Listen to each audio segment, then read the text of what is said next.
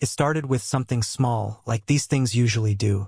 A minor accident in the grocery store parking lot. I was parked outside a Trader Joe's, maybe 15 minutes from home, just grabbing oat milk and cold brew before heading back. When I came out, a delivery van had nudged the back bumper of my car. The driver was apologetic, even offered to call the police if I wanted to file a report. But it was hardly more than a scrape. No need for drama. I told him I'd just get the insurance details and be on my way. The insurance paperwork, though, that was in Mia's car. Her Tesla, the white Model Y, was parked 2 spots over because we'd taken separate cars that day. She had a spa appointment down the street and didn't want to wait. So I jogged over, unlocked the Tesla, and popped the glove box open. That's when I found it. At first, I didn't even register what I was looking at. It wasn't just papers inside. There was a small black key card, the kind you get at boutique hotels, with Harbor Ridge imprinted in soft gold lettering across the front. Slid out and fell onto my lap. Right behind it was a narrow receipt from a bar, 2 cocktails, both top shelf, and a late timestamp, around 11:52 p.m. Same hotel, same night. Then another receipt, this one from room service. A food order placed after midnight. Filet mignon, 2 desserts, a $19 delivery fee, and a signature scrawled at the bottom, not hers. A room number had been scribbled at the top corner in pen, 304. My heart didn't race. It didn't even beat faster. It just stopped for a second, like my brain was struggling to accept what I was looking at. I set the papers aside and stared at the glove compartment, like it might offer some kind of explanation. But nothing came. Only silence and the faint smell of eucalyptus, her usual car freshener, and something else that hadn't registered until then. Perfume. Strong, floral, and unfamiliar. Not Mia's usual scent. I turned around to check the rest of the car. On the back seat, almost neatly placed, was a folded napkin. White linen, the kind hotels sometimes use at their nicer restaurants. And right along the edge, like a signature, was a perfect imprint of lipstick, bold red. Not the nude shades Mia usually wore. Not even close. Could have belonged to a coworker. That's what I told myself. But then I remembered something from earlier that week. A small, seemingly forgettable moment. I checked our shared calendar to remind myself when her monthly team dinner was scheduled. They always happened the first Thursday of the month. That's when I saw a location ping from her iPhone. It popped up as a notification while she was in the shower. Mia arrived at Harbor Ridge Inn. I hadn't thought much of it at the time. I assumed she was meeting someone for work, maybe a client at the bar. She had mentioned something vague about late meetings that night. Now, the pieces weren't just scattered, they were connecting. I didn't say anything when I got home. I tucked the receipts back where I found them. I didn't even keep a copy. Not yet. I just needed to breathe. Needed time to figure out if I was overreacting or if something truly dark had been simmering under the surface of our marriage without me realizing it. That night, I barely slept. Mia got home late, said she stopped at Whole Foods to grab some snacks for her meeting the next day. She kissed me on the cheek and disappeared into the bathroom for a quick shower. She always showered the second she came home lately, no matter the time, no matter how tired she was. She even threw her clothes directly into the wash. Said she didn't like city grime lingering. I believed her. I wanted to. The next morning, everything felt off. Her usual coffee cup was gone from the drying rack. She took her vitamins in silence. Her eyes barely met mine as she left the house. Just a casual "see you tonight," and the sound of the door locking behind her. And then the letter showed up. It was in the mailbox, just sitting there like it had been hand-delivered. No postage. No return address. Just a plain white envelope with our names printed across the center. Inside were 2 things. A copy of the same bar receipt I'd seen in her glove box, same timestamp, same cocktail names, and the hotel check-in details from Harbor Ridge Inn. This one had more information. Room 304. Check-in, 9:13 p.m. Check-out, 9:07 a.m. The next morning. 2 guests.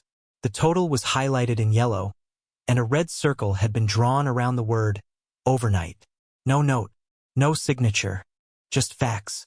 I stood there at the kitchen counter for maybe 5 minutes, staring at the envelope like it might catch fire in my hands.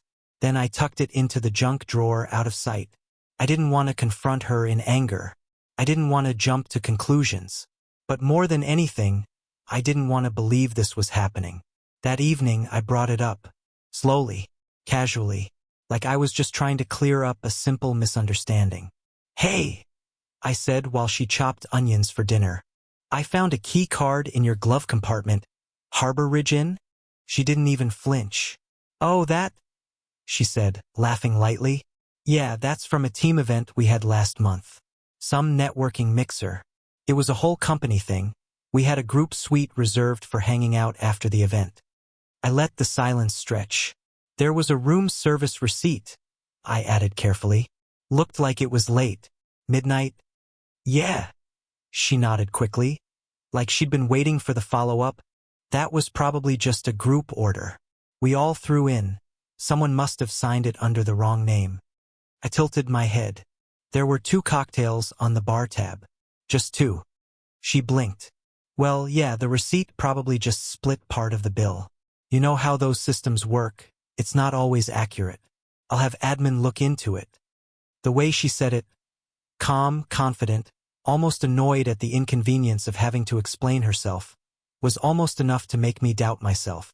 Almost. But it didn't explain the napkin, the lipstick, the perfume in her car, the phone ping, the anonymous letter. I looked her in the eyes. She smiled. "Seriously, babe," she said, reaching for my hand. "This is nothing. Don't spiral." Spiral. That word hit me harder than she probably meant it to. Like the problem wasn't the receipts or the hotel room. The problem was me, my doubt, my questioning. "I'm not spiraling," I replied, pulling my hand back gently.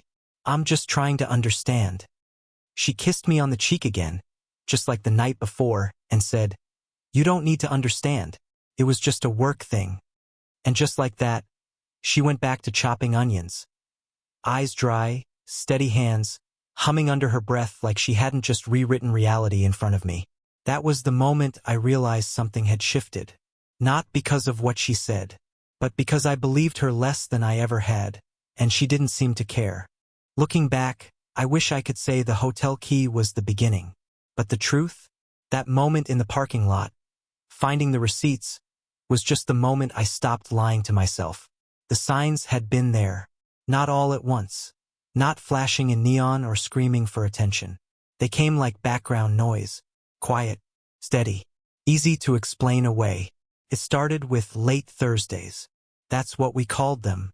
Mia's company had flexible hours, and on Thursdays, she started working later shifts to accommodate her West Coast clients. That's what she said. I didn't question it at first. I even admired her hustle.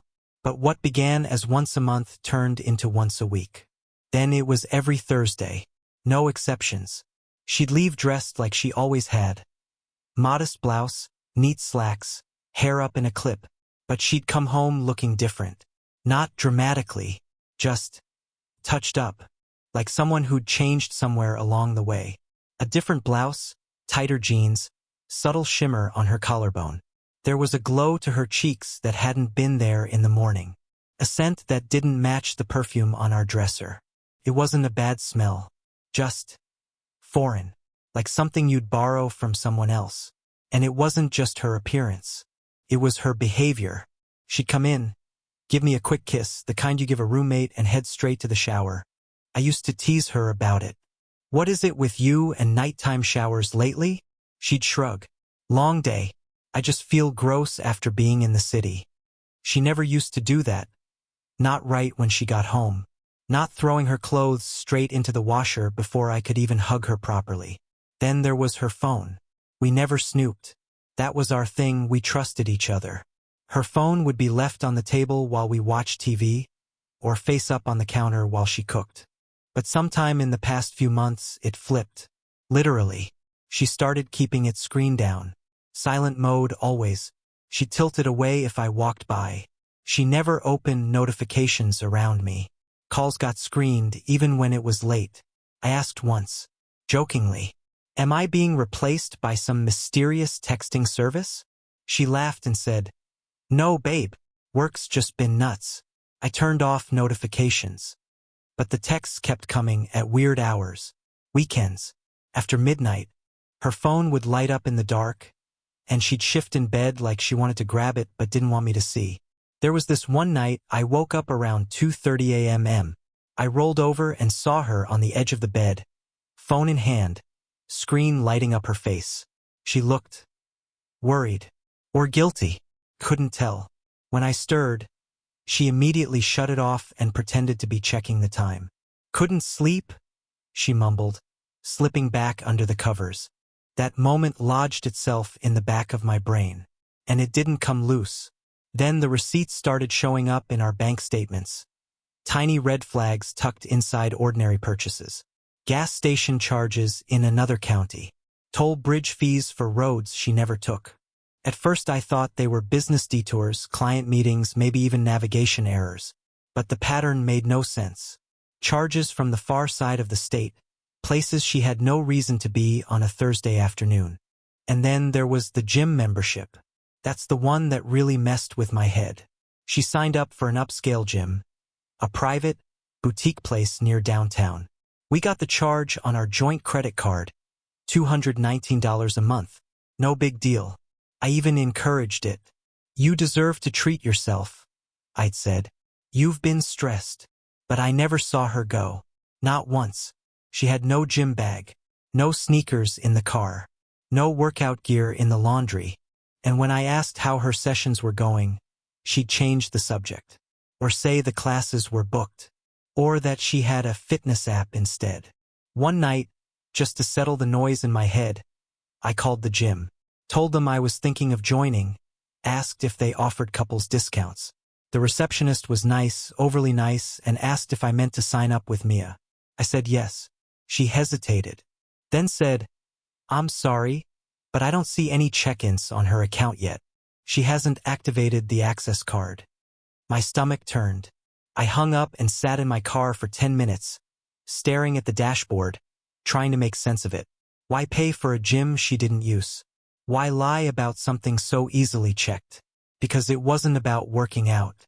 It was about having an excuse. A few days later, I went through our expense history again. Deeper this time. There were recurring transfers labeled Vendor Retainer, Cole Strategy LLC. Small at first, a few $100s. Then larger, $1,200, $2,000, $2,500. I asked her about it during dinner. "What's this Cole Strategy LLC?" She looked up from her salad like I'd asked about the weather. "Oh, that's a vendor we're testing out. Creative services. It's not final yet. It's billed through our joint account." She nodded. "It was just easier to run it through that while accounting gets the new card sorted. I'll reimburse it." I didn't push, but I Googled the name that night. Cole Strategy LLC didn't have much of a web presence. Just a placeholder site, one page, vague promises about branding solutions, no real contact info. But there was a name attached in a local business registry. Grant Cole, co-founder. No LinkedIn, no social. Just a few mentions in creative award submissions and marketing directories. I told myself I was overthinking it, that I was turning into some suspicious, paranoid version of myself, the kind of guy who makes his wife feel watched. But the lies, if that's what they were, weren't even careful anymore. She wore heels now. Expensive ones. Louboutin red bottoms. A pair of Stuart Weitzman's. New blazers with tags still attached. She used to shop on sale racks, clip digital coupons. Now, boxes from Revolve and Farfetch were showing up on the porch. Not her size sometimes. Not her style. At first, I assumed it was aspirational, her way of dressing for success. But when I asked about one pair of heels that didn't match anything else in her wardrobe, she blinked and said, "Oh, those were a gift from a vendor. I barely wear them." They looked worn. The soles had scuff marks. Faint traces of gravel stuck in the edges. That night, I sat in bed watching her brush her hair in the bathroom mirror. She was humming to herself, completely calm. The same woman who used to send me voice notes when she was running 5 minutes late, who once left a dinner party early because she didn't want me eating alone. Now she was humming, while I sat 5 feet away, drowning in doubt. I didn't want to be the guy who installed spyware. I didn't want to follow her or track her car or do the things people do when they don't trust their spouse. That wasn't who I was. But I couldn't take the guessing anymore. The noise in my head wasn't fading. It was growing. So I hired someone. His name was Frank, recommended by a friend of a friend who went through a messy divorce last year. Ex-cop. Quiet guy, didn't ask many questions. Said he liked keeping things clean. He charged a flat rate for a week of surveillance, digital tracking, and background research. When I met him at the coffee shop near my office, I felt like I was betraying her. But when I handed him the envelope, **TS of receipts, the lipstick napkin, the printout of that anonymous letter, I didn't feel like a husband anymore. I felt like a witness, a man building a case against someone who used to be the safest place in the world. I just need to know, I told him. Frank nodded once. You'll know. 3 days. That's all it took. Frank called me on a Monday afternoon while I was in the middle of a quarterly strategy meeting. I stepped out, shut my office door, and answered on the third ring. I've got it, he said. Just like that. No build-up. No small talk. I didn't ask if he was sure. I didn't ask what it meant. My heart already knew. But I asked anyway. What do you have? Photos. Time-stamped video. Receipts. Vehicle IDs. Phone logs. You said you wanted the truth. It's all here. I sat down at my desk, every part of me suddenly cold. Who is he? Grant Cole, he said. Your LLC vendor. Of course. He didn't even have to say it twice. Frank offered to meet that evening. We sat in his car in the back lot of a self-storage complex, his idea neutral and private. He handed me a folder. Inside, everything. Surveillance photos printed in sequence. Mia's white Tesla pulling into a tree-lined driveway off Highway 7. A cabin rental, rustic, secluded, with a lake view and a private dock. The cabin's name, Fox Creek. First photo, Friday afternoon, 5:42 p.m. Mia's Tesla arriving. Second photo, 5 minutes later. A black BMW pulls up, registered to Grant Cole. Photo after photo, unloading groceries together, carrying an overnight bag. Grant holding the door open, Mia brushing past him with a laugh. Her hand grazes his chest. His fingers linger at the small of her back. There was nothing overtly int asterisk mate. Not yet. Then came the time-stamped footage. A clip from a gas station camera, recorded the next morning. Mia and Grant side by side, walking back from the store. She was in leggings and a sweatshirt I'd never seen before, one that probably wasn't even hers. He unlocked her car, leaned in close. She tilted her head, smiled up at him, and kissed him. Quick, natural, like it wasn't the first time, like it was routine. The kiss wasn't hesitant. It wasn't heated. It was familiar. I watched the video 5 times. Frank handed me another document. A copy of the rental confirmation for Fox Creek Cabin. Grant's name on the lease. Mia listed as guest. Booked bi-weekly, recurring every other Thursday. The same Thursdays she was working late. The check-in logs matched our bank's transfers to Cole Strategy LLC. Every vendor payment lined up with the exact dates she was at the cabin. Not just once. 4 times. 4 Thursday check-ins, 4 Friday checkouts. All on our dime. All under a name I hadn't heard until 2 weeks ago. I closed the folder. My hands were shaking. I'm sorry, Frank said, voice low. I know it's not what you wanted to see, but it was. It was exactly what I needed to see. Not to break down, not to scream, not to throw my wedding ring into a lake or whatever people did in movies. I needed this so I could stop asking myself whether I was crazy. Because I wasn't. I was right. Mia wasn't just hiding something. She had built an entire parallel life in the margins of ours. A Thursday night world where she had steak and wine and soft sweaters I didn't recognize. A world with someone else's laughter, someone else's arms. I stared out at the horizon, the sky going gold above the trees. She used our joint account to pay him, I said aloud, more to myself than to Frank. She disguised it as vendor work. Frank nodded. It's not uncommon. Makes it harder to detect. But she got careless. Started booking through shared cards. Made it easy. I looked back down at the kiss photo. Mia's hand resting on Grant's cheek. A flash of that familiar smile on her face. The one she used to give me after weekend brunches or lazy movie nights. That smile had been mine. And now it wasn't. Any idea how long it's been going on? I asked. Frank flipped open another folder. Earliest confirmed charge. For months ago. First recorded cabin stay, 3. She may have started earlier. Phone records suggest messages going back further. But without subpoenaed data, I can't confirm. I closed my eyes. For months. That would put the start of it around the time she'd beg *n skipping our Sunday hikes. The time she started saying she was too tired to visit my family. The time her laugh started sounding like a performance. All air. No wait. Frank leaned forward. There's one more thing, he said, pulling out a flash drive. You're gonna want to save a copy of this somewhere private. It's a backup of everything. Receipts, GPS trails, door cam captures, parking lot entries. I also pulled satellite data from the cabin rental site, timestamps, check-in logs, all legally accessed. I took it without a word.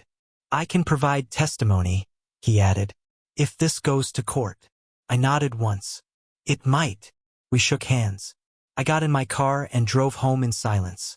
When I walked through the door, Mia was already in bed. Her gym bag by the door. Fresh towel in the hamper. Shower already done. I stared at her outline beneath the sheets for a long time. The shape of someone I thought I knew. I didn't say a word.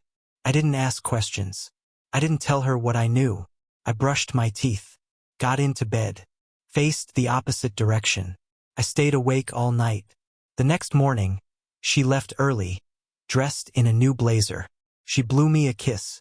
I faked a smile and said, "Have a good one."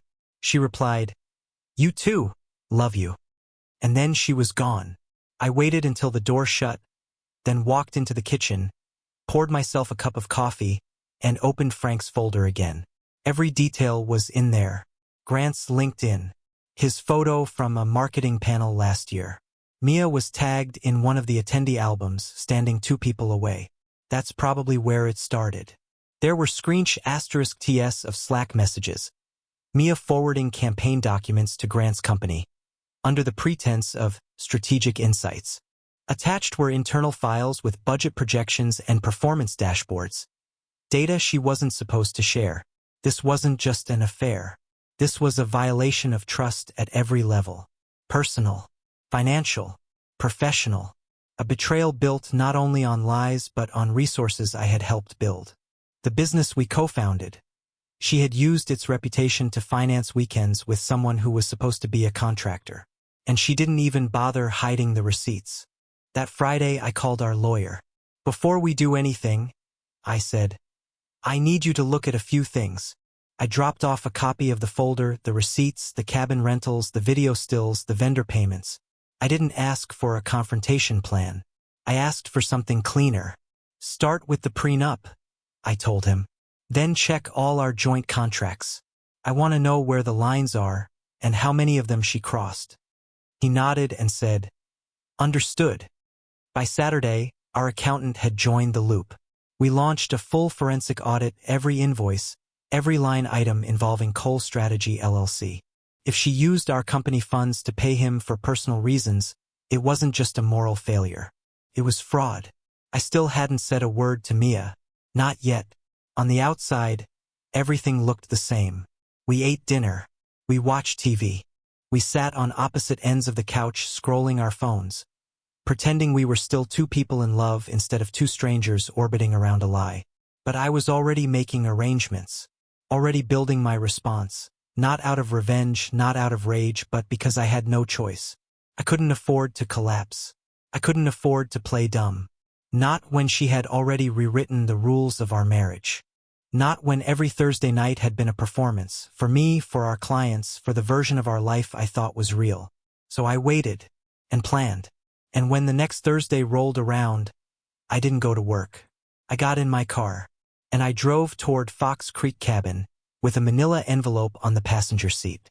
By the time the next Thursday arrived, I had already rehearsed every move in my head a dozen times. There would be no confrontation, no screaming match on a porch, no car tires squealing down a gravel driveway, no slamming doors. I didn't want a scene. What I wanted was something more precise than anger, clarity in every direction. I had the folder, the thicker version now. Frank's original surveillance, yes, but also copies of our prenuptial agreement, business contracts, bank records, and annotated financial trails. Our accountant's forensic audit had uncovered enough discrepancies to reclassify several vendor expenses as personal use of company funds. That alone was breach of contract. Enough to void her role in the business. Possibly even enough to press charges. But this wasn't about revenge. It was about protecting what I had built before Mia ever walked into the picture. The business. The name. The structure. She had wrapped herself around those things, made herself essential, persuasive. But she hadn't built them. I had. And now I was going to take them back. I left the house Thursday morning just after 7 a.m. telling Mia I had an early client call downtown. She was half distracted, fixing her lipstick at the hallway mirror, barely listening. She kissed me on the cheek and said, "Don't wait up. I might be home late." I smiled. "Take your time." She didn't know I wouldn't be at the office, or that I'd canceled all my meetings for the day, that I'd already packed a small cooler in the trunk, filled the tank, and printed 3 copies of the settlement draft my attorney had prepared the night before. One for Mia, one for Grant Cole, and one for their legal departments should they decide to get cute. Fox Creek Cabin sat about 2 hours north, just far enough from the city to feel like a secret. Trees stretched across either side of the highway, thick and overgrown with late summer leaves. The road curved in slow, lazy bends, and the lake peeked out from between branches like a mirror under glass. I arrived at noon, parked one turn before the driveway, just beyond the clearing. Frank had already confirmed that the rental was booked for that evening, same as the last 4. Grant's BMW would arrive around 2. Mia would get there by 3:30. They'd settle in, open wine, maybe grill dinner. And by the time the sun dipped behind the trees, I would have already delivered everything I came to say. But not in person. That was the key. At exactly 1:15 p.m. I placed the manila envelope in a plastic courier pouch and walked it down the gravel path toward the front porch of the cabin. I wore a hat and sunglasses. Nothing suspicious, just enough to pass for a contractor or delivery guy from a distance. Inside the pouch were the following: a full printed dossier of their cabin stays, receipts, and photos. The ledger showing financial misuse. A notarized letter from our lawyer outlining Mia's contractual violations. A drafted settlement proposal. A clause demanding immediate cessation of all financial transfers to Cole Strategy LLC. A requirement that Grant formally withdraw from the collaborative project he had been brought into 6 months ago. And a single post-it note written by me: "There will be no further warnings. This is your opportunity to walk away clean." I set the pouch on the doormat, took a picture for documentation, walked back to my car slowly. No rush, no drama. By the time Mia's Tesla pulled into the driveway later that afternoon, I was already heading back toward the city. I didn't feel triumphant. I felt hollow, focused, like I was operating from somewhere cold and necessary inside myself. I didn't want to explode. I didn't want closure. I wanted results, and this was the only language they would understand. Around 6 p.m., I received the first email. Subject: Receipt of Materials, Cole Strategy LLC. From legal@colestrategy.com to me at our company.com. We acknowledge receipt of your documentation and will be reviewing all claims with our internal counsel. Effective immediately, all activity involving your firm and Cole Strategy LLC will be suspended pending resolution. At 7:12 p.m., my phone rang. Mia. I let it ring. Voicemail. "Hey, we need to talk. I just saw what you... Look, this isn't how things are supposed to. Call me. Please." I didn't call back. Instead, I forwarded the email thread to our attorney. Then I logged into our company's admin portal and began initiating the process to revoke Mia's access credentials from all shared accounts: cloud storage, internal databases, client portals, her company email. Our payroll manager queued her account for suspension. By 9 p.m., she was locked out. The next morning, I walked into the office like it was any other Friday, waved to the front desk, took my coffee black, met with my HR rep and asked for a formal report outlining all instances of contractual conflict from Mia's tenure. She nodded. No questions asked. It helped that she'd seen the packet too. Everyone had.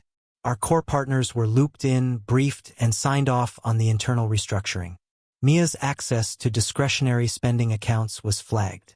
Her travel reimbursements were placed under audit. And a notice was issued to Grant Cole's agency. All cooperative projects placed on indefinite hold pending full investigation. No shouting. No confrontation.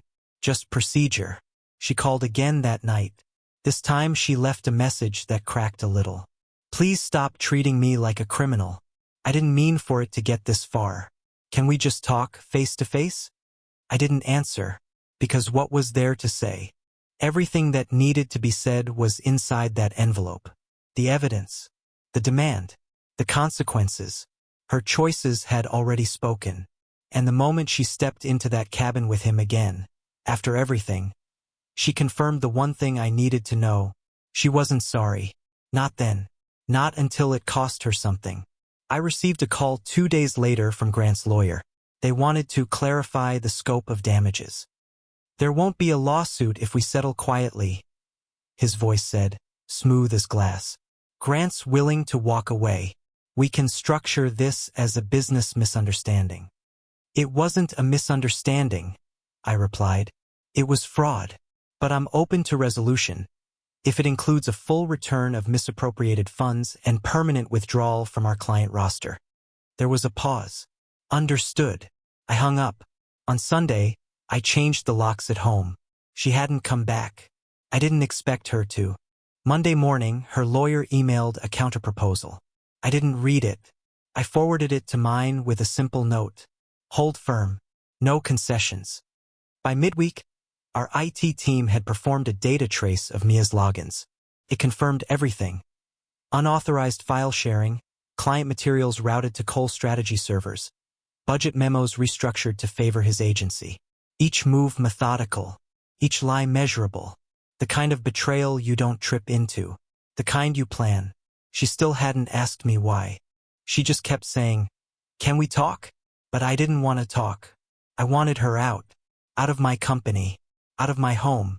Out of the loop of my life where her absence had already made more sense than her presence ever could again. And with each passing day, as my lawyer responded on my behalf, as the partners signed their approvals, and the access points went dark, I felt something I hadn't felt in weeks. Peace. Not victory. Just stillness. No more second-guessing. No more Thursday night gut punches. No more trying to prove what I already knew. Because now it was done. And all that was left was what came next. The fallout came faster than I expected. Not the emotional kind. Not yelling or tears or hallway confrontations. Those were over. The part that came next was quieter and sharper. It was the unraveling. The part where the scaffolding Mia had built around her story collapsed under the weight of its own contradictions. It started with the agency. Grant's creative firm, Cole Strategy LLC, was technically a strategic partner to our company. That meant they were subject to the same vendor compliance terms as any third party with access to sensitive data.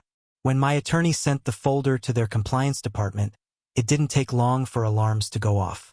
By Tuesday morning, their chief operating officer sent an internal memo, urgent, third-party audit request, which quickly made its way back to me via blind copy. The subject line alone was enough. Inside the memo, 3 words were underlined. Breach of trust. I didn't need to be a lawyer to translate that. It meant they were scrambling to distance themselves. Not because of moral outrage, agencies don't work like that, but because money had been moved under false pretenses and now it was traceable. One of the included documents was a forwarded message chain between Grant and Mia. Came from an anonymous source. I didn't know who sent it at first, but I would soon. The thread included Grant pushing Mia to streamline budget allocations by redirecting leftover marketing funds into discretionary creative consulting, which just so happened to funnel directly into his agency's side project. Mia responded, "Let's just get it done before the quarter closes. I'll move my team under your retainer for now." That wasn't casual flirtation. That was calculated collusion. We had been co-directors of that marketing budget. Her department oversaw the metrics, mine handled the client strategy. We were meant to be two halves of a whole. Instead, she had used that trust to reroute resources, create phantom invoices, and embed Grant deeper into our contracts, right under my nose. I sent the thread to my legal team. The reply came back in less than an hour, confirming grounds for civil fraud, breach of fiduciary duty, and potential criminal review if escalated. The same day, our HR director informed me that Mia's access badge had been used again, after it had been deactivated. It wasn't her. It was Grant, tailgating behind a former intern he knew, trying to retrieve a file from the shared network. Security caught him on the lobby camera, asked for ID, and turned him away. But the fact that he tried told me exactly how cornered he felt. And that was before the real hammer dropped. Wednesday morning, another anonymous envelope arrived in my office mailbox. This time, no postmark. Hand-delivered again. Inside was a printed ultrasound photo. A name scribbled at the top. Mia Caldwell. I froze. At first, I didn't understand what I was looking at. I stared at the image for a full minute, numb. The kind of numb where your body goes silent and your mind flips through 1,000 possibilities in half a second. Was this hers?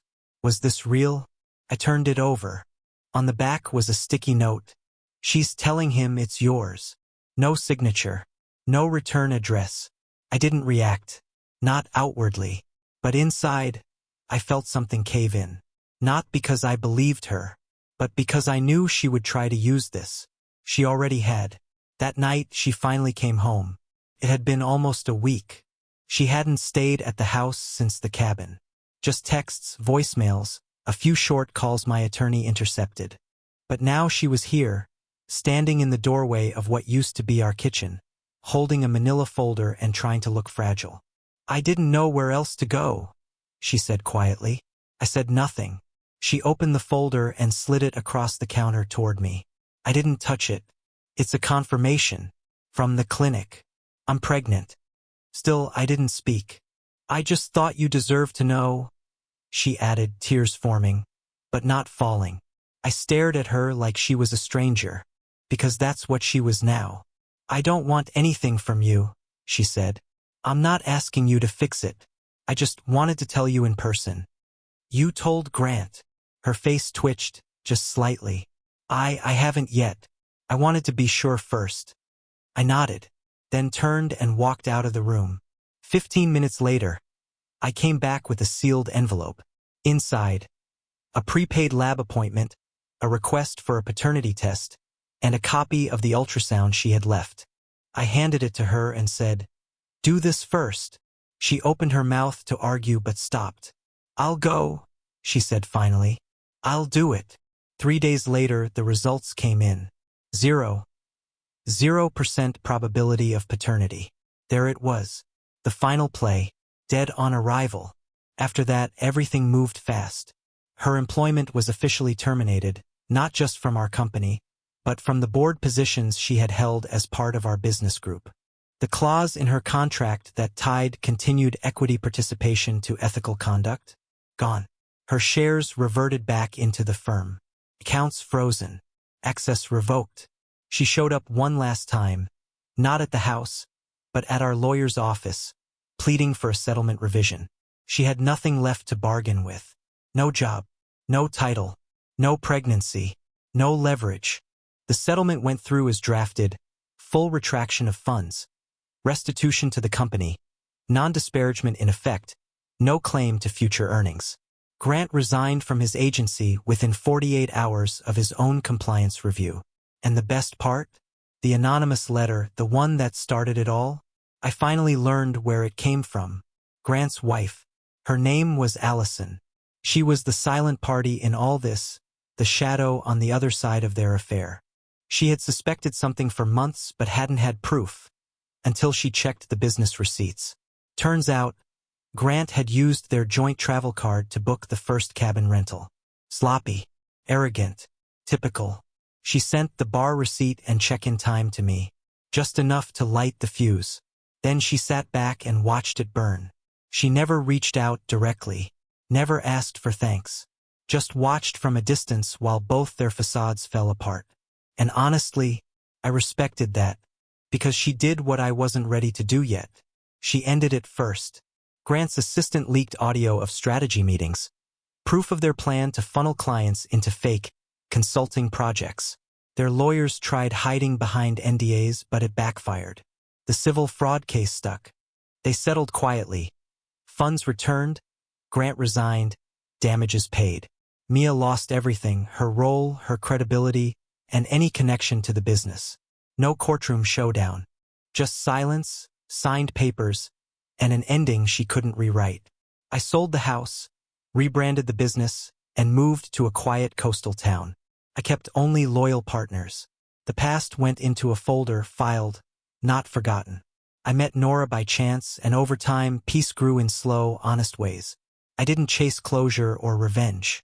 I chose calm. Forgiveness wasn't for her, it was for me.